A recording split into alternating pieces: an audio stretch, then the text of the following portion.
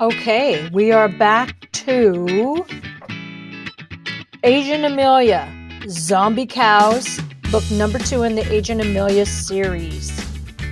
And we are reading The Case of the Creepy Cakes. On Saturdays, Mom takes me to the bakery around the corner and we treat ourselves to a jelly donut or a fresh cupcake. We've done it for as long as I can remember. I always look forward to it. Or at least I used to look forward to it. In the week since our last visit, the bakery has mysteriously closed down and reopened. It is now called the Beauty Sisters Cake Emporium. It was a bit of a flashy name for a bakery, if you ask me. But the shop wasn't the only thing that was different. Look at the size of those donuts, Mom squealed as we passed the window of the shop. Beauty Sisters Cake Emporium. They must be twice the size of the old ones. They're half the price, too, she gasped. I tipped my glasses and peered at the selection of cakes. It was true, the donuts were massive. In fact, all the cakes in the window were freakishly huge. There were enormous eclairs, colossal cupcakes, mammoth meringues, and all at half the regular price. My first instinct was to get excited like Mom had, but then my secret agent instincts kicked in. I viewed the cakes with suspicion. I wanted to know why the cakes were so big, why they were so cheap, and who were the strangely generous beauty sisters. Because evil geniuses and criminal masterminds don't usually hang out in bakeries, I hadn't brought my backpack full of gadgets, but I still had my sunglasses. I adjusted them carefully to conceal my identity and slipped into the shop. Tinkle, tinkle. Any hope of going unnoticed while carrying out preliminary surveillance was foiled when Mom entered the shop behind me. She clapped her hands together loudly. "I think I've just died and gone to heaven," she shrieked. She gazed with wide eyes at shelf stuffed with every kind of sweet known to man. Behind the counter, the heads of two thin figures snapped in our direction. For a fraction of a second, the elderly pair narrowed their eyes. Then they quickly stretched their mouths into wide, friendly smiles. "Welcome to the Beauty Sisters Cake Emporium," they sang, ignoring me to focus their greeting on Mom. I don't know if I'd trust them. I took my chance to size them up without drawing attention to myself. The first remarkable thing about the Beauty Sisters was that they were identical twins. Everything about them was a mirror image and probably had been for about 100 years. They both looked ancient. The second remarkable thing was how they were dressed. As they stepped out from behind the counter, the pair were both unbelievably glamorous. But it wasn't the usual funky grandma kind of glamour. This was full-on catwalk glamour, complete with crazy clothes, huge hairdos, and tons of bright makeup. Looks sort of strange there. Mom's wide eyes grew a little wider when confronted with the Beauty Sisters. For a moment, she seemed unable to speak at all. "Goodness me," she gasped eventually. "You're both, beautiful," the sisters chimed together. "Yes, we know." Yes," Mom stammered. "That's exactly what I was about to say. We used to be supermodels, you know," the pair stated proudly. While the grown-ups made small talk, I scanned the shop for signs of criminal activity, but aside from the size of the cakes, there was nothing out of the ordinary except for the peculiar-looking twins. "And however do you both stay so slim?" Mom laughed. "If I had a shop like this, I'd be tempted to eat cake all day long," she added, and then laughed some more. Ha ha ha ha ha. The twins were not laughing at Mom's joke. In fact, they'd stopped smiling altogether. Their identical faces suddenly wore the same grave expression. "We never eat the cakes," they hissed. The sisters hurried back behind the counter and busied themselves by working on a display of giant apple fritters. "Oh," said Mom to fill the awkward silence. While Mom tried to work out what she said wrong, I crept over to the counter. Tipping my sunglasses, I watched as the angry twins whispered to each other while frantically tying pink bows around bags of sweets. Suddenly, the two pair of eyes glared in my direction. "What do you want, little girl?" they said in unison. "2 donuts, please," I said, and did my best innocent smile. "Their faces look sort of hideous there. Look at that. Ponytails right in their forehead." Back home, I eyed the bag of donuts on the kitchen counter. They did look and smell delicious, but I didn't plan on Mom or me eating them. The Beauty Sisters were up to something. They were probably trying to take over the world. I was certain the baked goods were part of the plan. I studied the contents of the paper bag and wondered what an evil genius or criminal mastermind could possibly do with a donut. The answer seemed pretty obvious to me. I don't know what she's talking about. It's not obvious to me. Let's find out. Holding the bag at arm's length, I gripped each donut through the paper. I began a slow, careful squeeze. Then my face was still tense because I expected the donuts to explode. I peered into the bag. I was a bit disappointed to see 2 saggy donuts in a bag full of jelly filling. I dipped my finger in the sticky red goo and held it up to my nose. It smelled okay, but I didn't want to eat it. Instead, I pulled out my magnifying glass and moved to the window for a closer look. It was then that something strange happened. As the heat from the sun intensified through the magnifying glass, the jam started bubbling and expanded right before my eyes. "Heat!" I gasped. I flicked the red blob away and grabbed the donut bag and plopped it on the hot radiator. The jam in the bag immediately began to swell.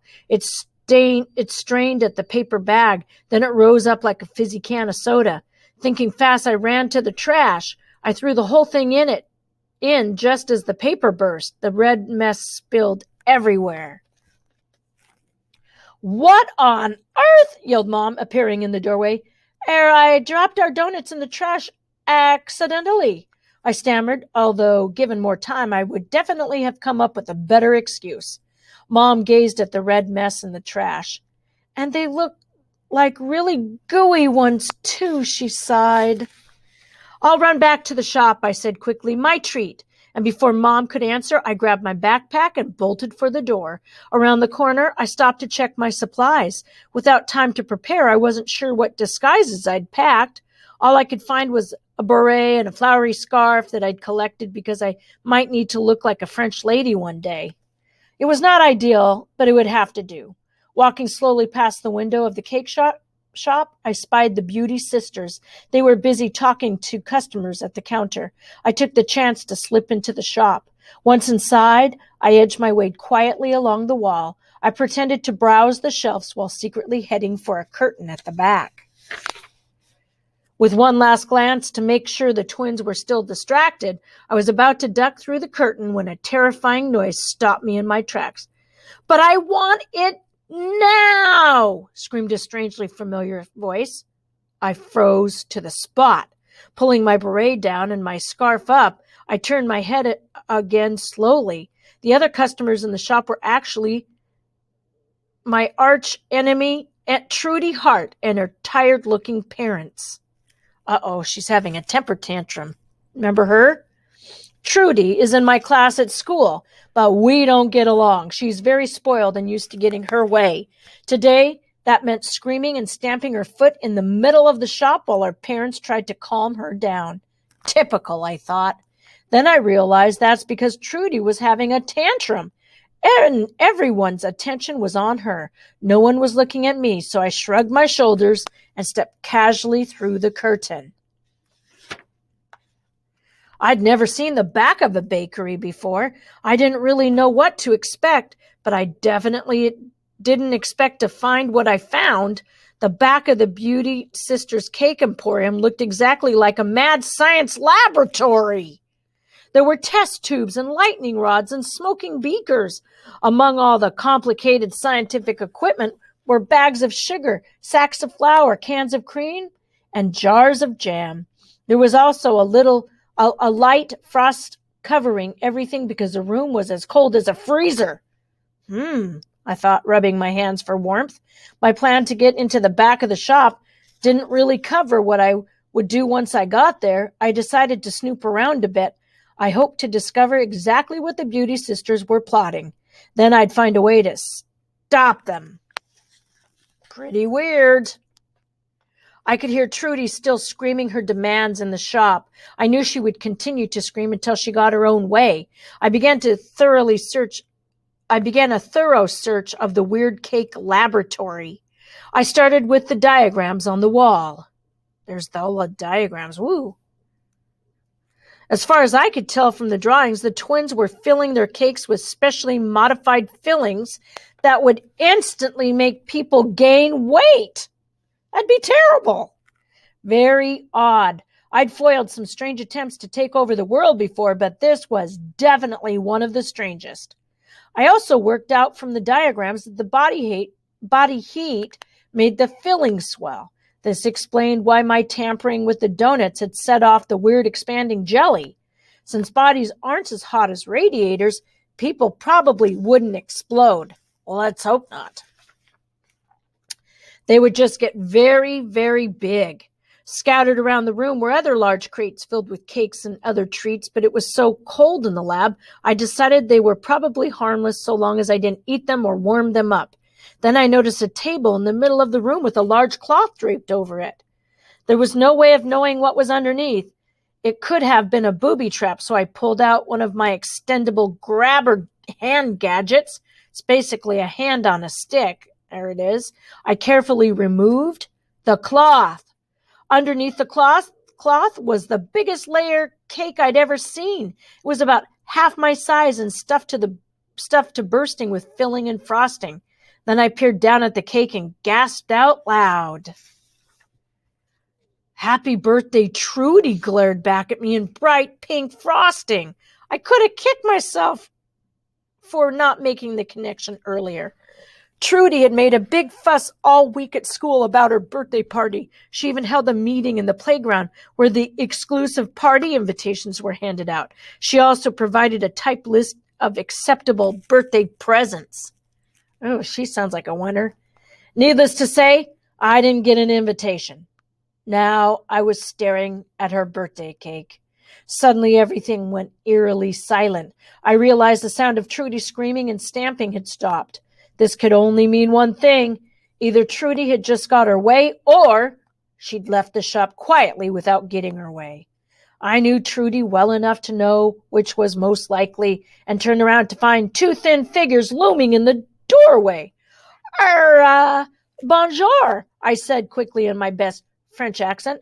Croissants? I added hopefully, having just used up all the French words I knew. The twins eyed me up and down and then scuttled forward. You're not French, said the twin on the left. You're not chic enough, added the twin on the right. I backed away slowly, tried to think fast. One sure way to buy time with criminal masterminds is to get them ranting about their plans for world domination. Most of them can't resist telling you how clever they think they are. You won't get away with it, I said, which is usually a good trigger. The twins stopped and frowned at each other. The pair had seen right through my disguise, so perhaps they were too smart to fall for the rant trigger. Having backed myself into the corner of the room, I could only wait and hold my breath. We will get away with it, they yelled in unison. Once the world gets a taste of our delicious cakes, they'll all puff up like marshmallows, and soon everyone will be a big roly-poly dumpling. While the Beauty Sisters continued to rant, I looked around frantically. The twins were blocking the door, so there was no way out. I had to cause a diversion to get past them. My eyes fell on the thermostat mounted on the wall beside me. There's the heat thermostat. Aha, I said to myself, because if I said it out loud, it would completely give away the plan. It would completely give the plan away. Aiming carefully, I flicked the lever on my extendable grabber hand and spun the dial from Arctic to tropical. I tucked the gadget away again in the blink of an eye. And when everyone else is waddling around like great big balloons, we will be the only thin ones. Then the fashion world will have no choice but to make us supermodels again, concluded the Beauty Sisters. Not bad, I said. I said it out loud because I needed to buy more time, except for one tiny flaw," I added, casually loosening my scarf because the room was already heating up. "What flaw?" asked the twins suspiciously. "Our plan is flawless, like us." "You didn't count on me stopping you," I said firmly. Suddenly, a cream-filled donut exploded in the corner of the room, splurting its filling right across the ceiling. It was followed by another and another. Then the whole tray of donuts and cupcakes started blowing up all over the place. Bang, bang, bang, splat, splat, splat. Disaster. The twins gripped each other and shrieked. With each explosion, I wrapped myself in the cloth and headed for the door, ducking and diving through the crossfire of flying fillings. I was halfway to freedom when the explosion suddenly stopped. All that remained was the foaming fillings flowing from the trays. Now that's a tongue twister. The angry twins lunged forward, but I ducked behind the table in the middle of the room. Now the only thing that stood between the twins and me was the giant layer cake. Glancing down, I saw that it was already beginning to throb. The Beauty Sisters had seen it too because they were backing away. Thinking on my feet, I grabbed the giant cake, heaved it above my head, and then took off after them. This was difficult because the cake was really heavy. Then as soon as I was close enough, I threw the cake as hard as I could. Whoopsie! I watched in slow motion as the cake sailed through the air, but the twins were quick and managed to duck down just in time. The giant cake flew over their heads, through the curtain, and out into the shop. Bang! Splat! The explosion made the curtain flap inward, and through the gap, I saw Trudy, a Trudy-shaped tower of frosting with sponge cake on top. I'm sure that's not going to make her arch enemy any happier with her. This was quickly followed by an ear-piercing squeal that made the windows rattle. Trudy did look so funny, covered in cake, but there was no time to enjoy it. The twins had picked themselves up. They now looked even meaner than before. I grabbed around frantically and grabbed the nearest things to hand. 2 squeezy bags full of bright pink frosting. With an expert flick of my wrist, I cocked the frosting bags and aimed them steadily at the twins. The Beauty Sisters immediately put their hands up in surrender. This was good because that's when Trudy's parents appeared through the curtain. They were eager to know why their daughter was buried under a giant cake. When you're a secret agent, you can't hang around and take credit for saving the world. Because all the evidence was there in the cake lab, I quickly armed Mr. and Mrs. Hart with frosting bags and made my getaway. I couldn't risk revealing my identity as I passed through the creamy, jammy mountain in the middle of the shop, but as 2 furious eyes peered out at me, I couldn't resist a quick comment either. "Bonjour, croissant," I said in my best French accent, and then I jogged home. And that's the end of the 3rd chapter, The Creepy Cakes. And that is the end of Agent Amelia, Book 2, Zombie Cows by Michael Broad. Hope you enjoyed it, and if you enjoyed it, you'll enjoy the series.